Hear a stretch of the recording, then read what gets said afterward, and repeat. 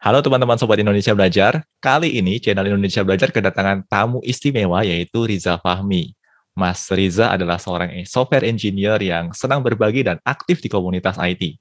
Mas Riza juga merupakan salah seorang co-founder untuk Hacktiv8 dan DeepTech. Nah, ini dia tamu istimewa kita.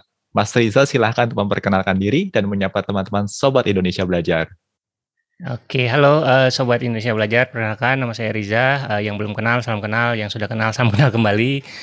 Saya co-founder Hacktiv8 yang sudah dirintis sejak 2016 dan Hacktiv8 ini dimulai dari coding bootcamp, jadi spesifik ke coding bootcamp, belajar programming, belajar bikin aplikasi web, mobile, dan juga back-end dan front-end. Tapi sekarang sudah mulai merambah ke talenta digital secara umum, mulai dari product development, ada desain, UI UX, software developer, data science yang sempat ada Raka juga ya, jadi tamu sebelumnya ya, project management, dan masih banyak lagi yang lainnya. Jadi sudah mulai berkembang gitu. Oke. Nah, bagi saya pribadi, Mas Riza ini termasuk sosok istimewa dengan banyak role. Mas Riza adalah seorang software engineer, educator, podcaster, live streamer, dan juga aktif di banyak komunitas IT termasuk di AWS Community Builder. Jadi sebenarnya, kalau dengan Mas Riza ini ada banyak yang bisa kita perbincangkan. Nah, tapi untuk sesi podcast kali ini kita coba angkat satu topik utama, yaitu seputar masalah yang sedang melanda di Indonesia ini ya, yaitu krisis talenta digital. Oh ya Mas Riza, sebelum kita bincang-bincang lebih lanjut, boleh dong Mas Riza sedikit ceritakan awal mula ketertarikan Mas Riza dengan dunia IT, sampai akhirnya memutuskan untuk berkarir di bidang ini, Mas. Oke, kalau dipikir-pikir sekarang sih kayaknya ceritanya agak lucu ya, karena kalau diingat di awal gitu ya, pertama kali ketertarikan ke dunia pemrograman itu, dari berjejaring, dari berteman dan berkomunitas sebenarnya secara dalam lingkup yang kecil gitu ya. Jadi ceritanya saya berteman dengan orang-orang yang tepat lah gitu ya. Jadi waktu SMP gitu kan, sering ngumpul berlima gitu ya. Ngumpulnya juga base campnya di rumah saya kebetulan karena saya dapat privilege ada PC, ada komputer yang dibuat untuk main game. Jadi kita berlima itu, nggak berlima sih, kita berempat itu main game di satu komputer yang gantian. Jadi main gamenya gantian karena kan dulu belum ada online game dan mainnya cuma bisa berdua sekaligus kan gitu. Nah, cuman ada satu orang nih dari 5 orangnya, ada satu orang yang sering ngumpul, tapi dia nggak main game, dia nggak suka main game. Gitu. Dan ternyata dia tertariknya bukan sama gamenya, tapi dia tertariknya sama perangkat komputernya. Dan mungkin dia agak jengah juga melihat kita atau saya memanfaatkan komputer itu hanya sebagai game. Akhirnya suatu hari dia datang ke rumah, dia kasih buku ke saya. Dia bilang, nih baca buku, jangan main game melulu katanya. Dan buku itu adalah buku belajar QBasic, belajar pemrograman QBasic. Itu dia pinjam dari perpustakaan dan semenjak saat itu dari kelas 3 SMP kalau nggak salah sampai sekarang akhirnya saya nggak bisa berhenti ngoding ya, salah satunya gara-gara itu. Oke. Oh, interesting nih. Berarti programming language pertamanya ini ya Mas ya, QBasic ya? QBasic ya. SMA saya coba belajar VB, Visual Basic ya, lanjut gitu kan. Dan untungnya ya buku yang dikasih entah dia visioner atau nggak sengaja gitu. Kebetulan buku yang QBasic itu ternyata compilernya ada di komputer saya. Jadi saya nggak perlu, kalau buku perpustakaan kan nggak ada disket, nggak ada CD dan lain-lain kan. Jadi nggak perlu install dan belum ada internet waktu itu. Jadi begitu saya coba jalankan compilernya, jalan gitu di komputer Windows waktu itu. Jadi bersyukur sekali gitu. Ada buku dan bukunya bisa dimanfaatkan gitu. Wow, ini momennya pas berarti ya Mas ya, pas banget ya. Oke. Nah, selama berkarir di bidang IT ini, proyek apa saja sih yang memiliki kesan tersendiri nih buat Mas Riza? Mungkin Mas Riza bisa sedikit berbagi cerita ke Sobat Indonesia Belajar. Oke, tahapannya lumayan banyak ya. Seperti saya sebutkan tadi, saya udah belajar programming dari SMP dan pada saat sebelum kuliah itu saya udah ya mungkin ada beberapa buku yang sudah saya tamatkan termasuk buku Visual Basic.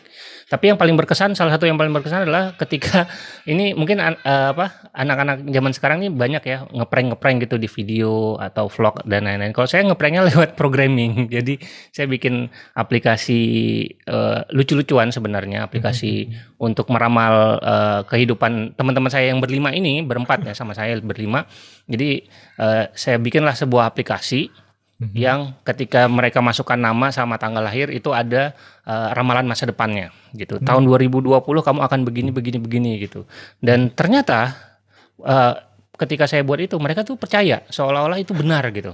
Padahal cuman if-ifan doang ya ke programmer gitu kan.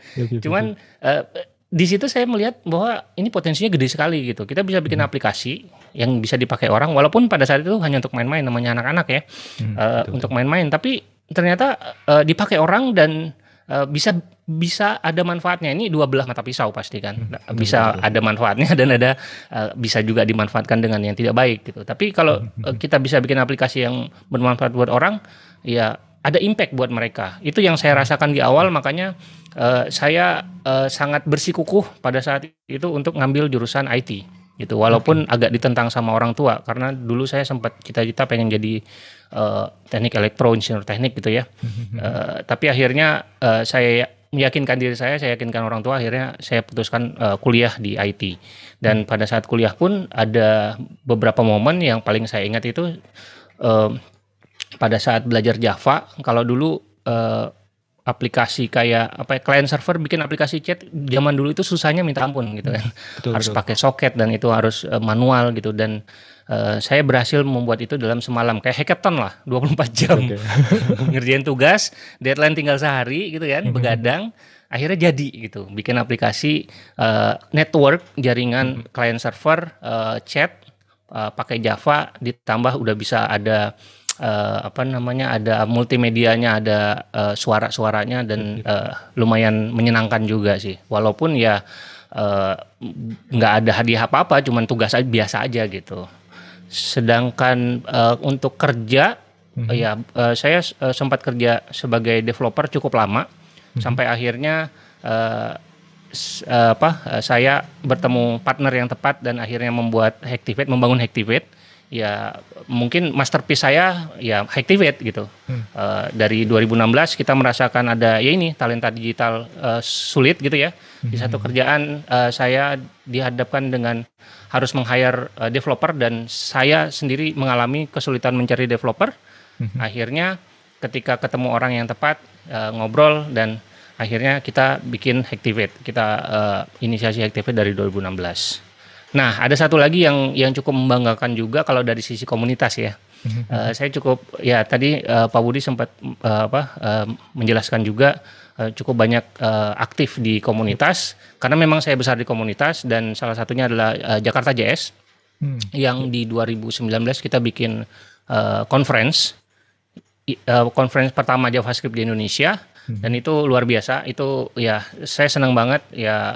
Terima kasih juga ini bukan kerja sendiri tapi kerja komunitas teman-teman di komunitas Jakarta JS yang bahkan sampai sekarang ya, kalau mungkin PyCon lumayan konsisten ya, 4 tahun terakhir selalu ada conference gitu kan.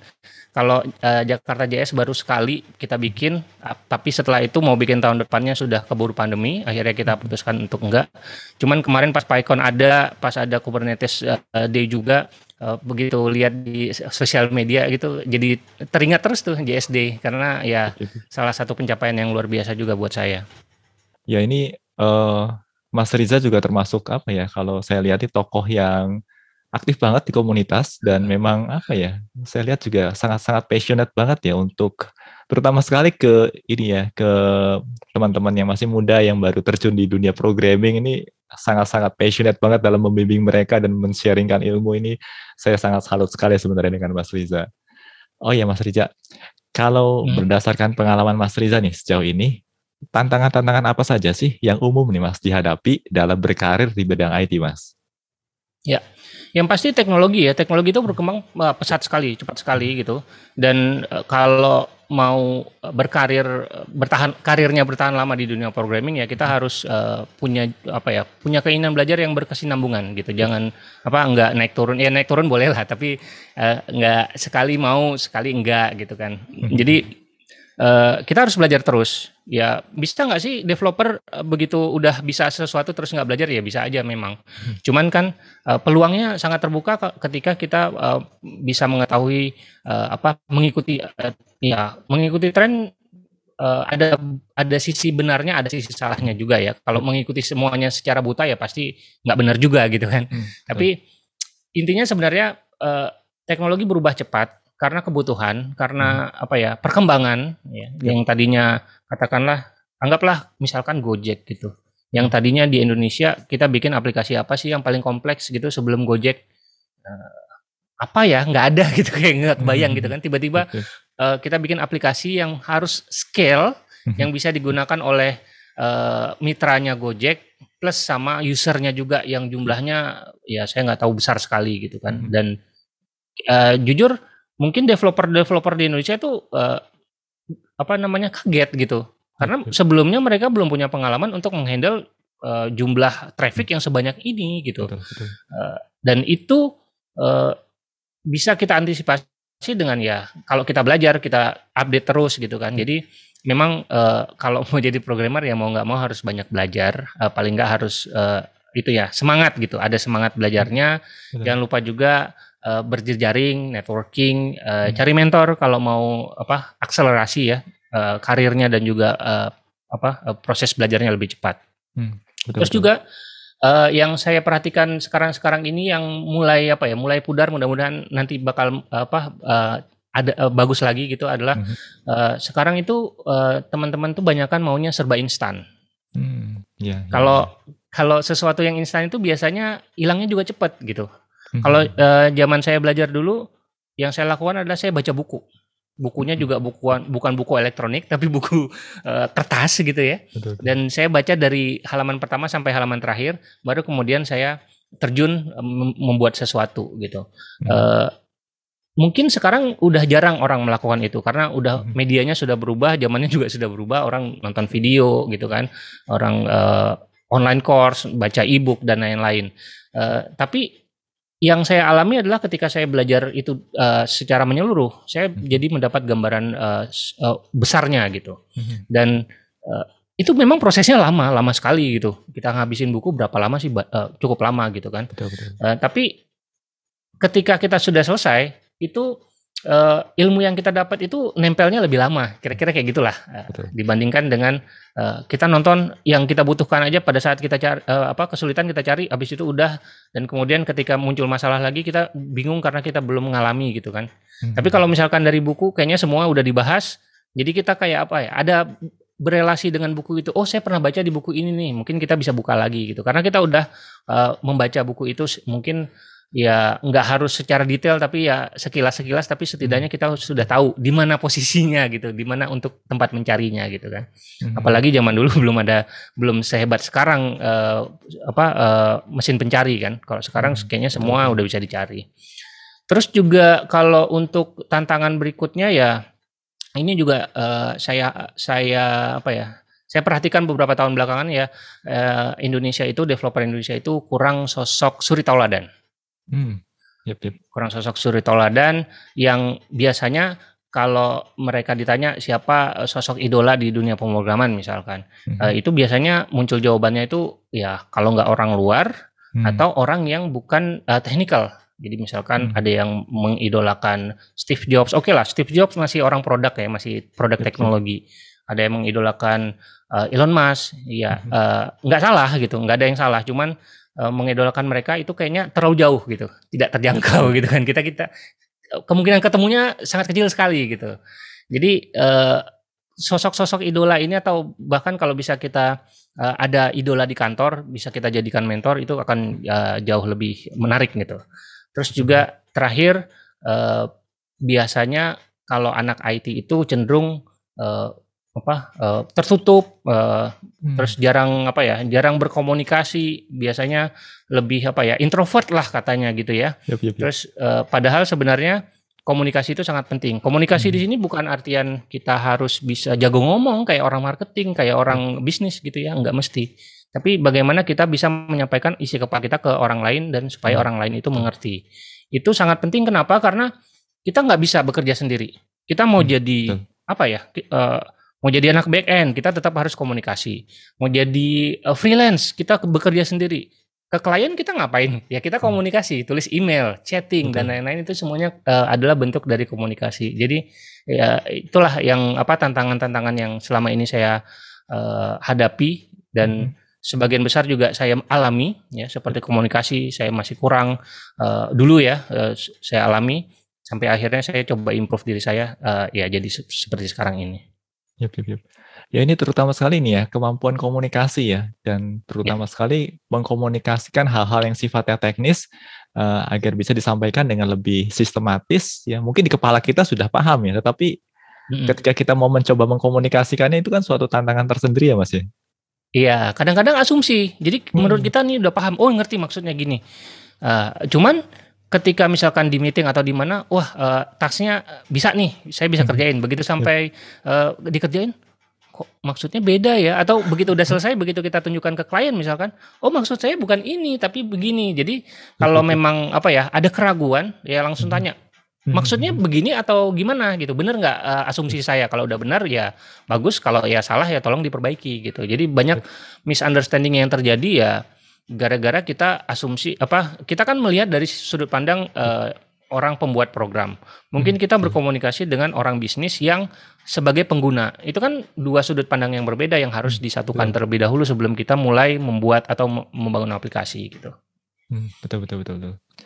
Oke, nah seperti tadi Mas Riza sampaikan ya, Indonesia sekarang ini kan memang mengalami apa yang diistilahkan sebagai transformasi digital dan juga dihadapkan pada permasalahan yang sangat serius nih terkait ketersediaan talenta digital. Nah, sebagai seorang praktisi di lapangan, mungkin Mas Riza bisa berbagi cerita nih terkait krisis talenta digital yang sedang melanda di Indonesia sekarang ini nih Mas. Iya, ini topiknya agak-agak hot ya, panas ya, menarik lah ya kita sebut ya. Kalau dari sudut pandang saya sih, saya melihat ada kontradiksi. Jadi di satu sisi perusahaan ini sedang bertransformasi dari yang analog menjadi digital gitu kan. Terutama karena ada COVID juga, mau nggak mau nggak suka mereka harus yang tadinya hanya komunikasinya via WhatsApp, sekarang harus pakai Zoom, pakai Google Meet dan lain-lain. Itu juga salah satu bagian tantangan yang sendiri. Tapi di sisi yang berseberangan gitu ya, katanya talenta-talenta kita yang sudah lulus kuliah lah atau lulus SMK dan lain-lain, itu katanya sulit juga mencari pekerjaan. Jadi kayak ada missing link gitu. Yang satu cari kerjaan nggak dapat, cari pekerja nggak dapat, yang pekerja cari kerjaan nggak dapat gitu. Jadi kayak kalau di pasar ada pembeli, ada penjual tapi nggak ketemu di pasarnya nih gitu. Kok bisa nggak ketemu gitu? Apakah ada salah dari sisi perusahaannya? Ya mungkin ada gitu. Kalau dari sisi kandidat juga ya jelas kita nggak bisa pungkiri juga ada ada kekurangan, ada gap gitu ya, ada gap gitu. Dan ya itu yang harus kita temukan. Masalahnya tuh ada di mana? Apakah si talentanya ini yang kurang punya requirement yang dibutuhkan untuk perusahaan, atau perusahaannya mencari sesuatu yang terlalu tinggi gitu. Apalagi kalau dikaitkan dengan komunikasi ya. Kalau yang saya perhatikan misalkan kayak di perusahaan-perusahaan sekarang mencari lowongan pekerjaan IT gitu, kayaknya kok agak kurang bisa masuk di akal kita developer gitu. Misalkan contohnya mencari yang bisa banyak hal, bisa JavaScript, bisa Python, bisa AWS, bisa Unix, bisa Docker, bisa Photoshop. Ini mau cari orang mau cari developer atau mau cari satu departemen gitu. Iya, jadi ya dari kedua sisinya memang ada missing link lah kalau yang saya perhatikan gitu. Tapi memang ini fakta yang ada di lapangan ya Mas ya, bahwa memang kita ini sedang menghadapi krisis talenta digital Dan memang ini kalau dilihat juga bisa jadi permasalahan yang sangat serius ya. Nah, kalau menurut perspektifnya Mas Riza nih, andai kata kalau krisis talenta digital seperti ini terus dibiarkan, kira-kira permasalahan apa saja sih yang mungkin bakal dihadapi oleh bangsa Indonesia ini nih, Mas? Nah, ini kalau kita biarkan ya, kita bakal jadi ya developer kita jadi dijajah sama developer lain di luar Indonesia gitu. Apalagi sekarang kan pasarnya sudah terbuka gitu kan. Semua perusahaan ketika dia tidak bisa mendapatkan talenta yang ada di Indonesia, dia kan secara tidak langsung cari dari luar. Apakah dari Southeast Asia gitu kan, bisa dari Malaysia kah, dari Filipina kah, Vietnam dan lain-lain, atau bahkan dari seluruh dunia. Mungkin perusahaannya yang tadinya harus kerja di office sekarang harus bisa kerja di rumah. Akhirnya mereka bisa buka lowongan untuk remote dan bisa menerima pekerjaan atau pekerja dari seluruh dunia, bahkan dari Amerika, dari Rusia dan lain-lain. Dan itu juga jadi ancaman tersendiri kan kalau kita tidak bisa mengantisipasi gitu. Padahal sebenarnya di sisi yang berseberangan juga, kalau talenta kita siap, talenta kita juga bisa diekspor keluar gitu. Kita bisa bekerja di perusahaan luar dengan kita tetap berada di Indonesia gitu. Jadi ya kalau kita kalah bersaingnya secara otomatis kan kepercayaan perusahaan kepada talenta di Indonesia kan akan jauh berkurang ya. Otoritas kita akan semakin terkikis gitu. Sehingga untuk mengembalikan itu lagi agak jadi lebih sulit gitu. Jadi kita jadi seperti apa ya? Jadi target market, jadi konsumen aja, jadi pengguna, bukan produsen gitu. Itu sangat disayangkan sekali gitu. Betul. Dan juga ini kan transformasi digital kita kan bukannya makin pelan ya, tapi kalau saya lihat ini sebenarnya makin cepat ya. Dan memang nggak mungkin bisa direm ya, apalagi dengan hadirnya COVID. Terus juga nanti dengan implementasi 5G yang kayaknya bakal makin cepat ini.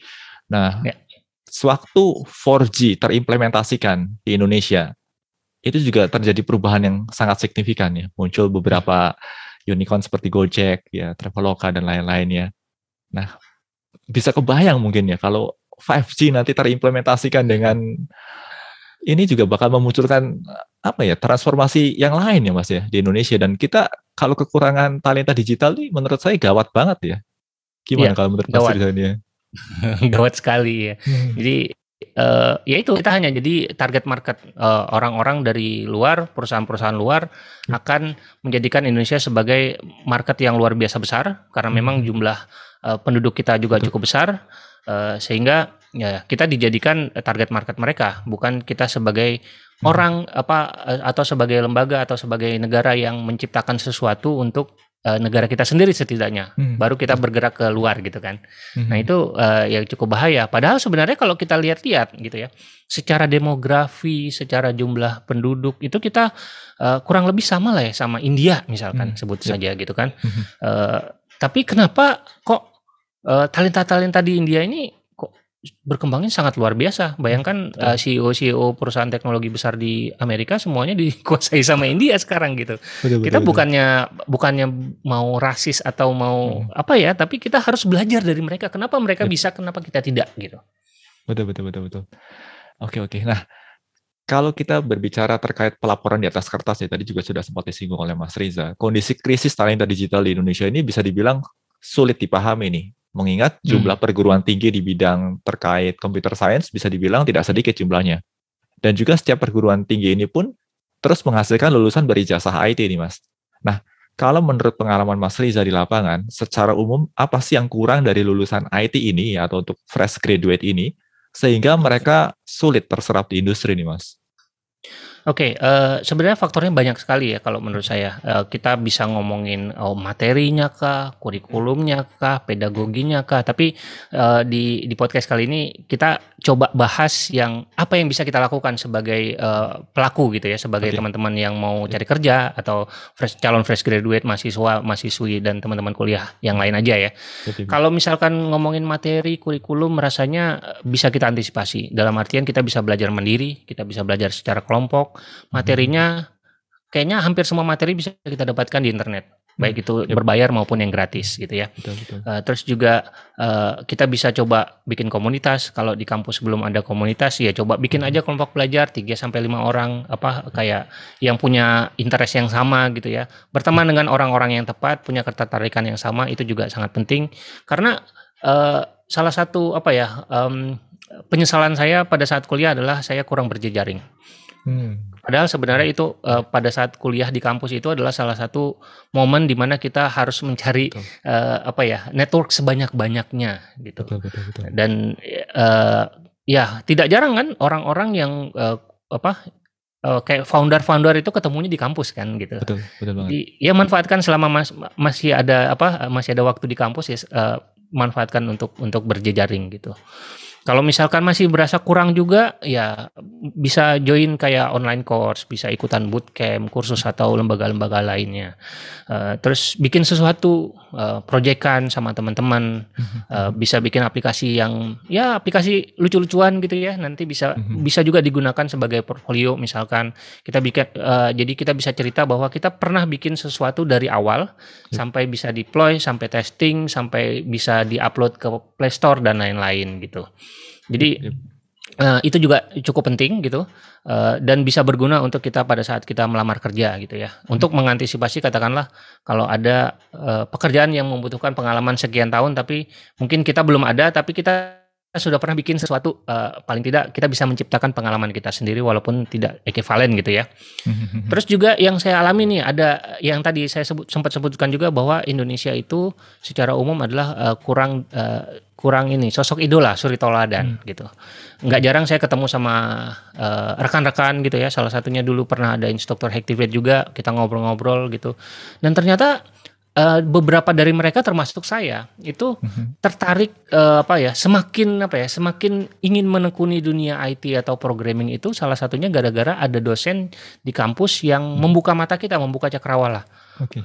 Wah, ini dia bisa bikin ini loh dari ini, hebat banget gitu. Hanya satu dosen itu aja yang membuat kita jadi membara gitu, jadi semangat gitu. Itu penting gitu.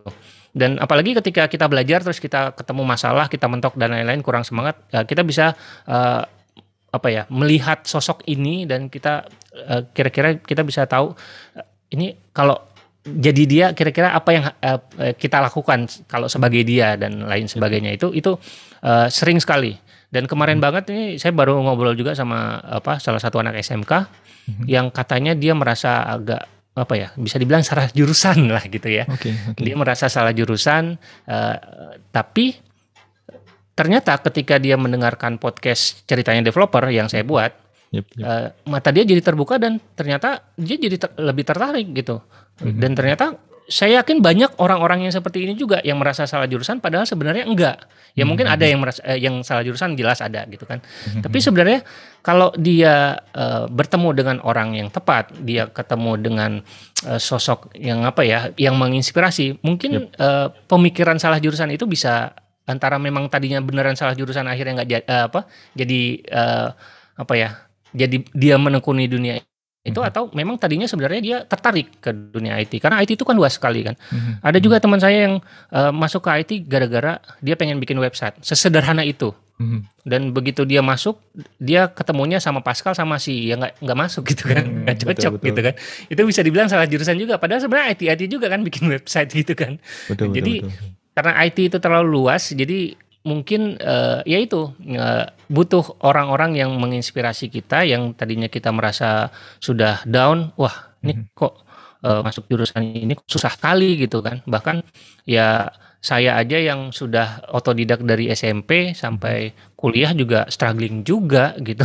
Belajar programming juga stres juga gitu, karena memang ya kalau programming itu dibilang mudah, semua orang pasti udah jadi app developer sekarang gitu. Jadi memang susah gitu, memang susah, dan karena susah itulah kita butuh sosok-sosok seperti ini gitu. Betul. Ya, programming itu memang tidak mudah, ya. Tetapi fun nih Mas ya. Ini yang menarik nih. Ini yang menjadikan orang-orang seperti kita tuh akhirnya bisa stay terus sampai sekarang di usia-usia kita yang udah di usia sekarang ini tetap masih seneng ngoding ya Mas ya?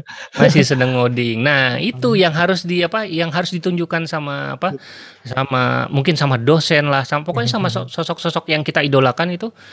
Oh, dia bisa bikin ini dan dan aplikasi ini berguna. Oh, dia bisa bikin ini dan keren banget nih gamenya, lucu gitu. Membuat kita jadi refresh gitu kan. Itu juga ya itu enjoyment itu yang harus di-share, harus didapatkan sejak awal gitu.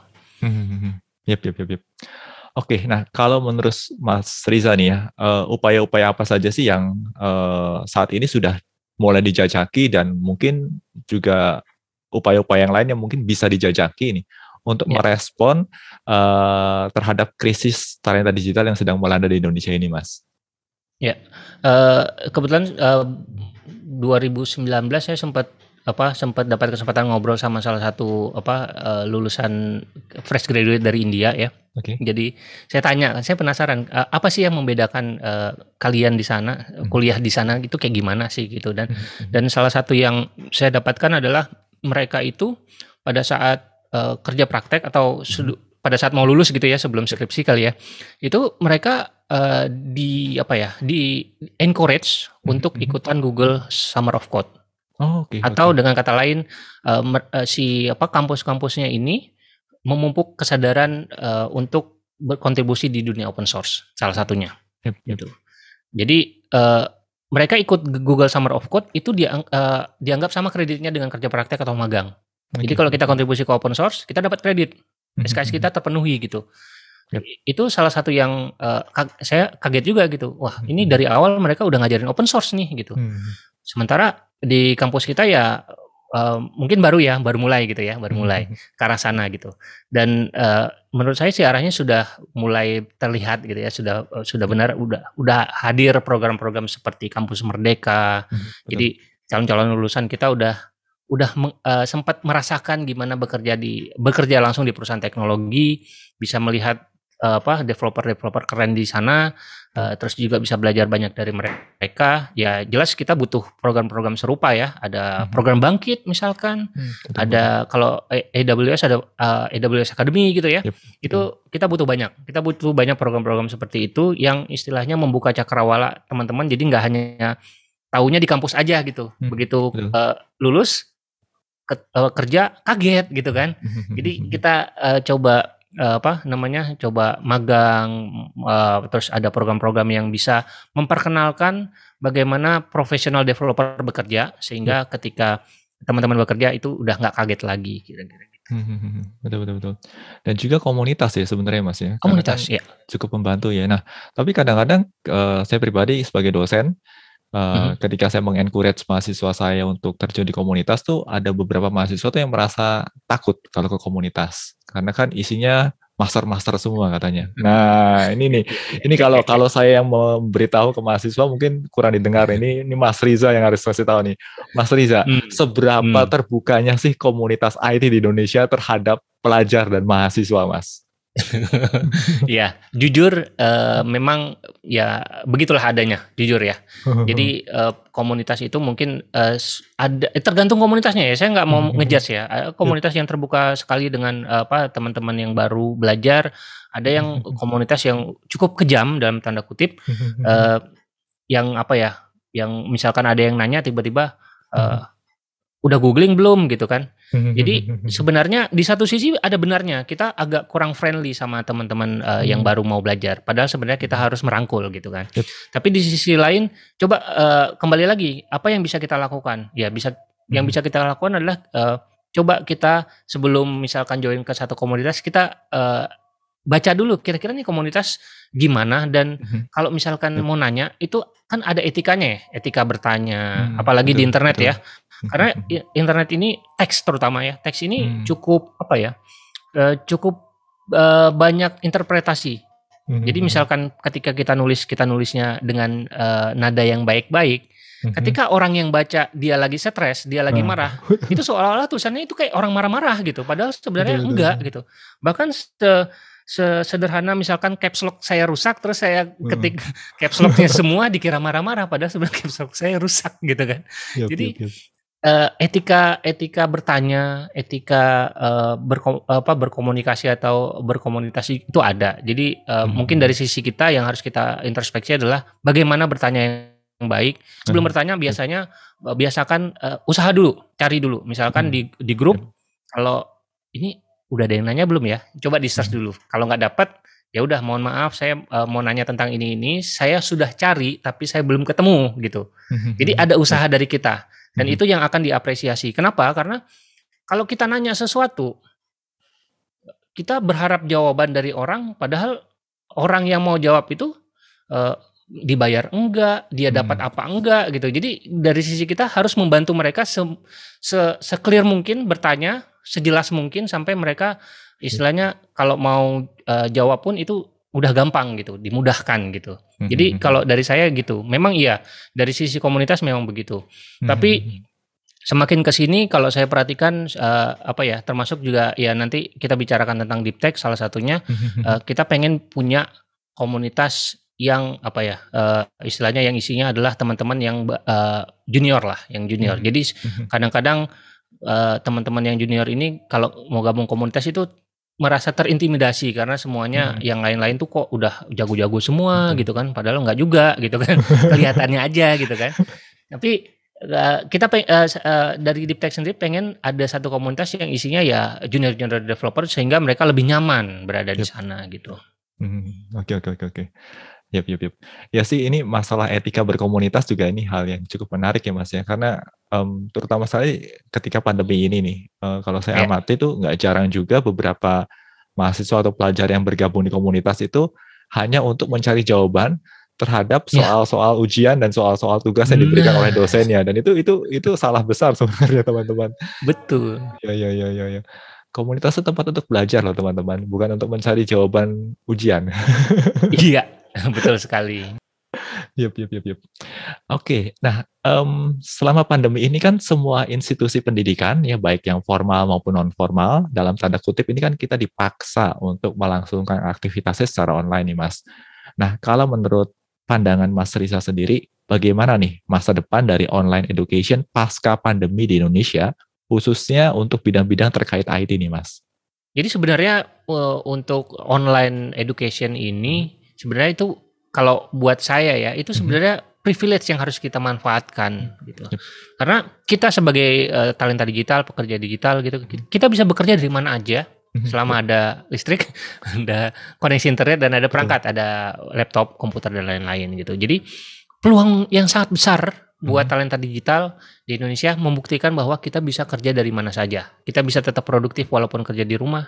Sehingga perusahaan-perusahaan ketika pandemi usai mereka nggak mikirin, wah kita harus punya kantor nih, kita harus punya ruangan dan lain-lain, dan itu juga bisa menghemat operasional mereka kan, gitu. Betul. Jadi itu peluang yang sangat besar, dan apalagi kalau teman-teman yang di kampus sudah terbiasa dengan belajar secara online, udah terbiasa bekerja secara online, itu juga manfaatnya luar biasa seperti yang saya sebutkan tadi, teman-teman bisa bekerja di perusahaan manapun di belahan dunia. Dari kamar masing-masing gitu, itu privilege luar biasa. Jadi betul. Kalau memang pandemi ini salah satu blessing in disguise-nya adalah ya itu tadi, kita dididik secara akselerasi untuk belajar secara mandiri di rumah. Jadi hal yang lain yang bisa kita dapatkan dari online education ini adalah pemerataan gitu ya. Kalau ngomongin teknologi kan identik terpusat di Jakarta atau di Pulau Jawa lah ya. Yep. Itu nggak bisa dipungkiri. Nah, coba kalau kita bayangkan semenjak pandemi dari anak TK sampai anak kuliah semuanya hatam tuh yang namanya Zoom meeting, betul. Google Meet gitu. Coba kalau misalkan dulu sebelum pandemi ya mana bisa anak TK pakai Zoom gitu kan. Kalau sekarang kayaknya anak saya lebih pintar daripada istri saya dalam Zoom gitu ya. Yep. Jadi kita kadang suka meremehkan diri kita sendiri, padahal sebenarnya kita bisa beradaptasi dengan kondisi yang ada, apalagi terpaksa atau dipaksa gitu kan. Perkara belajar mengajar kurang efektif, terus juga infrastruktur masih kurang mendukung, ya ini bisa dibenahi sambil jalan gitu. Betul. Jadi ya ini peluang, kembali lagi ini adalah peluang. dan ujung-ujungnya adalah ketika kita terbiasa belajar atau bekerja secara terdistribusi seperti yang kita lakukan sekarang, lapangan pekerjaan kita terbuka. Bukan hanya kita bisa bekerja di seluruh Indonesia, misalkan kantornya ada di Aceh atau ada di Papua atau di mana, tapi juga di seluruh dunia. Betul, betul, betul. Ya, saya cukup sependapat sih, karena ya kondisi pandemi ini, ya ini ya tergantung sudut pandang dan attitude kita ya. Mau kita Yes. pandang ini sebagai, ya ini Peluang. musibah memang, tapi kan di balik musibah ini juga sebenarnya kita bisa menciptakan peluang ya Mas ya. Dan peluang, at Betul. least peluang untuk berinovasi ya, terutama Yes. termasuk juga berinovasi dalam mendeliver materi pembelajaran ya. Oh iya, Dan iya. ya ini menarik banget sih kalau menurut saya gitu. Ya. Oke, Mas Riza ini kan termasuk salah seorang founder untuk Dipteh nih, tadi juga sempat disinggung ya. Nah, mungkin Ya. bisa sekalian nih Mas diperkenalkan ke Sobat Indonesia Belajar apa itu Dipteh, dan mungkin sedikit kisah di balik lahirnya Dipteh, dan juga hal-hal apa saja sih yang dilakukan oleh Dipteh selama ini, Mas? Oke, jadi Diptech itu adalah lembaga non-profit ya. Misi besarnya adalah untuk Indonesia setara di bidang teknologi. Tadi saya udah sempat nyebutin pemerataan juga kan. Setara ini dalam artinya itu tadi merata dari Sabang sampai Merauke, kita bisa dapat akses yang sama. Setidaknya tidak tertinggal jauh lah gitu. Akses di sini ya baik akses informasi, koneksi internet, infrastruktur, ekosistem dan lain-lain gitu. Kedepannya kita dari Diptech pengen Indonesia itu ya selain setara pemerataan di Indonesia juga bisa berbicara di luar gitu, bisa tampil lah di luar negeri. Kita punya sebenarnya kita nggak ketinggalan secara skill gitu ya. Secara skill itu sebenarnya kita oke lah gitu. Di luar itu ada kok teman-teman kita dari Indonesia yang berkarir dan juga cukup berjaya di luar negeri, misalkan contohnya Mas Arya Hidayat, terus juga ada Mas Giri ya dengan kontribusi ke open source, ke Kubernetes-nya gitu ya. Ada Imre juga, itu mereka udah sempat berkarir di sana gitu, dan akhirnya orang-orang seperti ini tuh kita butuh banyak gitu. Kita butuh memperbanyak orang-orang seperti ini. Kalau ditanya awalnya ya Diptech itu awalnya dari komunitas, kita meet up gitu ya malam-malam, setelah selesai meet up biasanya kita curhat, ngobrol, gosip gitu kan. Sampai akhirnya kita ngobrol-ngobrol, kok ini muncul keresahan nih, kok kita susah ya, maksudnya selama ini kalau teman-teman sudah terbiasa mungkin ya, wah pakai Laravel, pakai TensorFlow, pakai Flash atau Django atau GPT-3, kan kita pemakai, bukan produsen gitu. Kita masih tahap belajar menggunakan teknologi yang dibuat sama orang lain gitu. Belum ada tuh, mungkin udah ada tapi belum banyak produk-produk atau library atau framework dari Indonesia yang digunakan oleh orang luar justru gitu. Dan itu yang ingin kita lihat ke depannya gitu.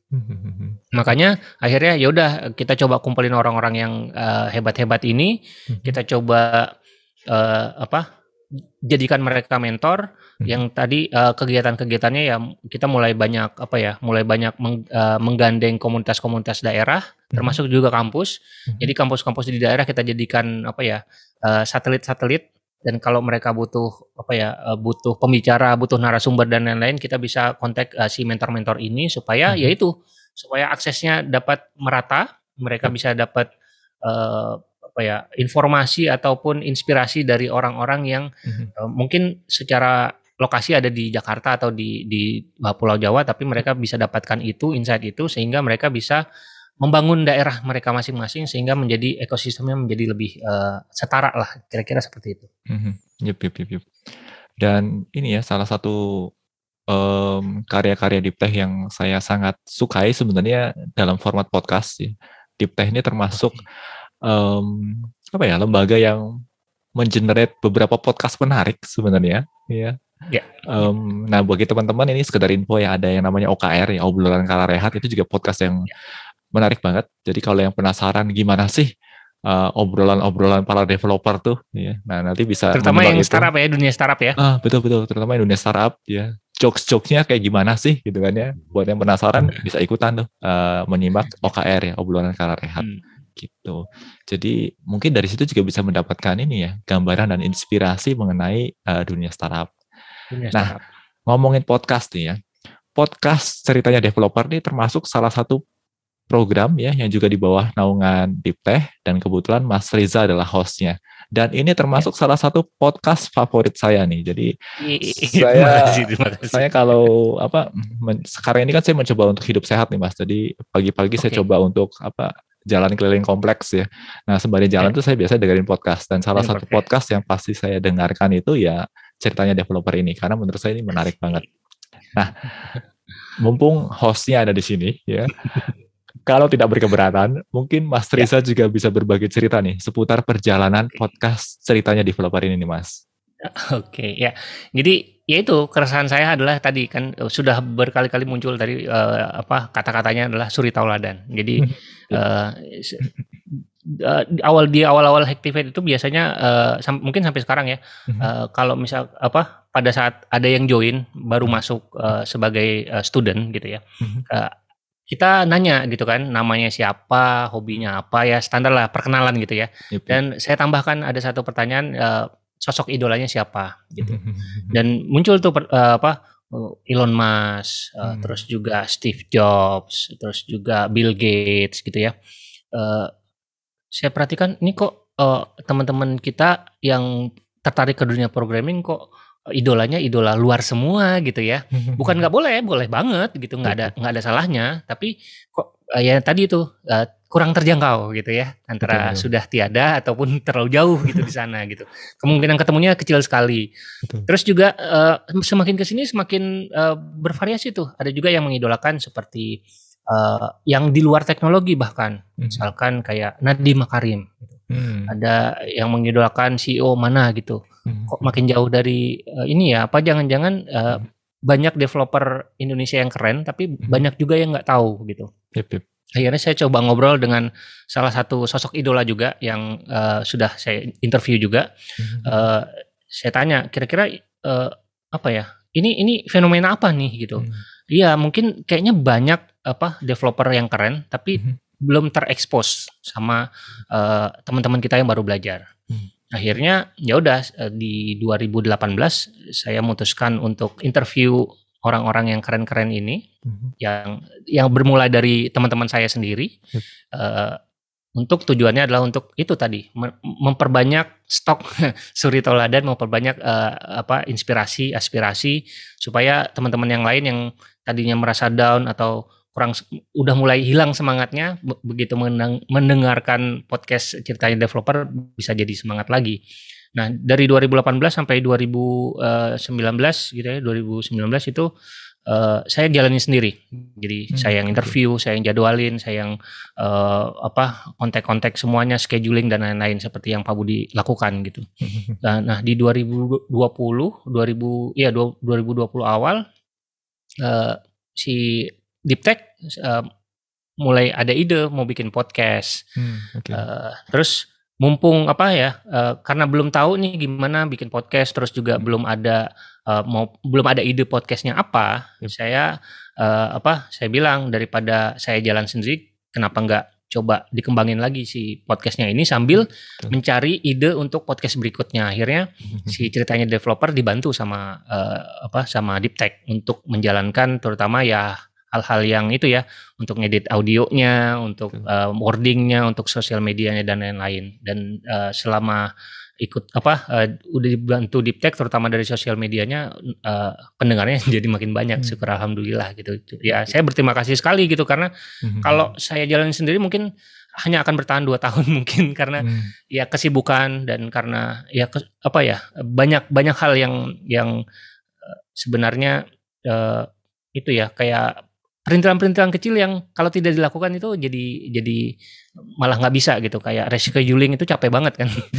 Scheduling dengan mencari waktu yang tepat untuk berbicara dengan narasumber itu lumayan melelahkan juga gitu. Jadi ya itulah ceritanya. Ya, jadi mudah-mudahan teman-teman yang kurang merasa wah saya kok kurang semangat atau siapa ya yang bisa saya idolakan gitu ya, mungkin bisa dengar ceritanya developer. Ada Pak Budi juga, episode Pak Budi juga di sana, jadi ya mudah-mudahan berguna lah buat teman-teman. Amin, amin. Ya itu teman-teman, saya pribadi saya sangat merekomendasikan banget cerita developer ini. Ya termasuk juga ke mahasiswa saya di kelas, saya selalu bilang ini coba pantau nih cerita developer nih, biar apa ya, dapat energi dan semangat nih untuk Betul. belajar, berkembang ya, dan Ya. mengeksplorasi dunia IT. Karena dunia IT itu sebenarnya keren banget gitu. Ini Mm-mm. dunia yang Mm. luar biasa. Jadi kadang-kadang saya sedih ya ketika berhadapan dengan mahasiswa ketemu programming, terus persepsinya tuh programming itu sulit gitu. Oke, sulit mungkin, tetapi juga fun gitu. Nah, itu sisi funnya itu yang belum kelihatan. Nah, di ceritanya Betul. developer ini banyak kisah-kisah fun sebenarnya. Gitu. Kisah-kisah konyol juga ya. Kisah-kisah konyol juga, betul, betul, betul. Ya, ya, ya. Nah, ini juga salah satu poin yang menarik dari cerita developer nih kalau saya highlight ya, karena di salah satu poin yang ditekankan di cerita developer dan disoroti di cerita developer juga kekonyolan-kekonyolan yang pernah dilakukan oleh setiap guestnya itu. Dan ini menarik Ya. banget kalau menurut saya. Gitu. Oke. Wah, ini menarik banget nih Mas Riza, sesi bincang-bincang kita kali ini. Untuk Mas Riza, kalau ada closing statement yang mau disampaikan ke teman-teman Sobat Indonesia Belajar, kami persilahkan Mas. Oke, terima kasih. Ya, jadi kita kesimpulan aja ya dari yang udah diomongin, mungkin saya highlight beberapa. Yang pertama adalah ya krisis talenta digital ya, mau tidak mau, suka tidak suka, percaya atau tidak percaya ya ini kejadian gitu kan. Dan kondisi ini memang jauh dari kata ideal gitu. Dan untuk menyelesaikan masalah ini bukan pekerjaan yang ringan dan tidak bisa diselesaikan oleh satu pihak saja gitu. Jadi baik dari akademisi, dari private sektor, butuh kontribusi semua pihak gitu, termasuk diri kita sendiri sebagai pembelajar, sebagai anak kuliah atau yang baru mau lulus kuliah atau fresh graduate atau pekerja di bidang teknologi.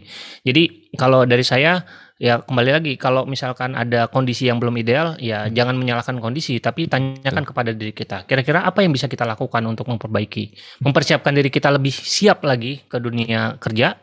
Terus kemudian diperbesar skopnya dari diri kita, ya mungkin ke sekeliling kita, teman-teman kita. Gimana caranya teman-teman kita bisa siap untuk kerja juga? Mungkin kita udah duluan diterima pekerjaan di satu kantor gitu ya, di satu perusahaan teknologi. Kita bantu teman-teman kita yang lain supaya mereka siap juga gitu. Terus habis dari teman-teman terdekat, kelompok belajar, komunitas dan seterusnya dan seterusnya. Kemudian kalau biasanya kan dari kondisi yang nggak ideal, dari masalah, dari tantangan biasanya muncul ada peluang. Jadi banyak-banyak observasi dan lihat-lihat gitu ya sekeliling. Ketika ada peluang ya langsung disambar aja gitu. Dan kemudian highlight ketiga ya tadi yang sudah berkali-kali berulang-ulang saya sebutkan, sosok mentor itu penting. Sosok suri tauladan itu sangat diperlukan buat kita naik level. Coba bayangkan kalau Pak Budi tidak terinspirasi dari Pak Sandika Galih, mungkin nggak akan ada Indonesia Belajar gitu kan. Dan kita butuh sosok-sosok dosen seperti Pak Budi, Pak Sandika Galih dan teman-teman yang lain yang juga mendobrak dari dalam, dari akademisi. Kalau saya kan mendobraknya coba dari luar gitu kan. Kalau teman-teman Pak Budi dan teman-teman mungkin mencoba mendobrak dari dalam. Dan kita harus gotong royong, kerjasama bareng-bareng gitu. Dan teman-teman juga yang mungkin sekarang fresh graduate atau yang junior developer itu kalau mau naik dari junior ke senior itu banyak yang bilang itu struggling, agak susah gitu kan. Dan salah satu yang kunci kesuksesan untuk naik level itu ya kalau punya mentor, kalau ada orang yang teman-teman idolakan, nggak usah sungkan untuk nanya atau minta pendapatnya atau minta jadi mentor dan lain-lain gitu ya. Mungkin teman-teman akan mungkin agak minder gitu ya. Ini saya bisa kasih apa? Saya nggak bisa kasih uang misalkan. Teman-teman bisa kasih waktu. Ya, karena mentor-mentor yang senior-senior ini mereka nggak punya waktu untuk bikin sesuatu. Jadi tawarkan aja, saya bisa bantu untuk bikin kalau punya ide, mau bikin aplikasi, saya bisa bantu bikin gitu, atau bisa bantu proyeknya gitu misalkan, tanpa harus dibayar. Bayarannya adalah mentorin saya gitu misalkan. Itu juga pasti mereka akan appreciate gitu dibandingkan kalau nanya gitu, mau nggak jadi mentor saya, terus dari kitanya nggak kasih apa-apa gitu kan, rasanya kayak kurang gitu. Tapi kalau misalkan kita tawarkan waktu kita, tenaga kita untuk bantu dia, pasti dia akan appreciate gitu. Dan yang penting lagi yaitu tidak ada sesuatu yang instan. Sesuatu yang instan ada tapi juga hilangnya juga cepat gitu ya. Jadi belajar terus, semangat terus.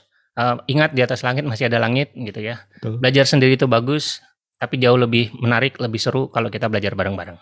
Betul banget, betul banget.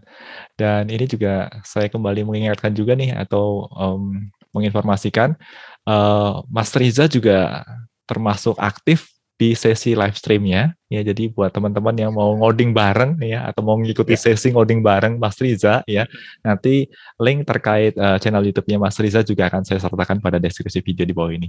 Nah, sekarang ini lagi bahas apa Mas di sesi live stream ini? Lagi belajar TypeScript. TypeScript ya, wow itu menarik nih, interesting banget nih. Oke, jadi buat teman-teman yang tertarik nanti bisa join ngoding bareng Mas Riza nantinya. Gitu. Ya, tenang aja, saya saya hobinya error. Jadi kalau misalkan mau lihat saya ngoding banyak error ya lihat nih live streaming saya. Yep. Nah ini yang menarik nih. Ini sisi menarik dari live streaming ketimbang pre-recorded ya. Kalau pre-recorded kan kadang-kadang pelajar, pelajar itu kadang-kadang merasa terintimidasi nih. Wah ngelihat Pak Budi ngoding nggak pernah error gitu kan ya. Gitu ya. Oh, smooth gitu kan ya. Ya karena yang errornya sudah di-cut semua gitu. Nah kalau live stream kan jadi bisa lebih terbuka gitu. Jadi teman-teman saya sangat encourage banget untuk juga menghadiri sesi-sesi live coding. Oke. Terima kasih banyak untuk Riza Fahmi yang sudah berkenan hadir dalam sesi bincang-bincang kita. Sehat, sukses, dan bahagia selalu tentunya untuk Mas Riza. Semoga apa yang kita perbincangkan di sini dapat memberikan manfaat bagi banyak orang dan juga bagi perkembangan dunia IT di Indonesia. Informasi tambahan terkait materi bincang-bincang kita juga akan kami sertakan pada deskripsi video di bawah ini. Dan bagi teman-teman yang mendapatkan manfaat dari sesi bincang-bincang ini, teman-teman bisa memberikan feedback sederhana kepada kami dengan memberikan like pada video ini. Akhir kata, saya mau tutup sesi bincang-bincang kita kali ini. Salam Indonesia belajar, banyak belajar, biar bisa bantu banyak orang. Dadah.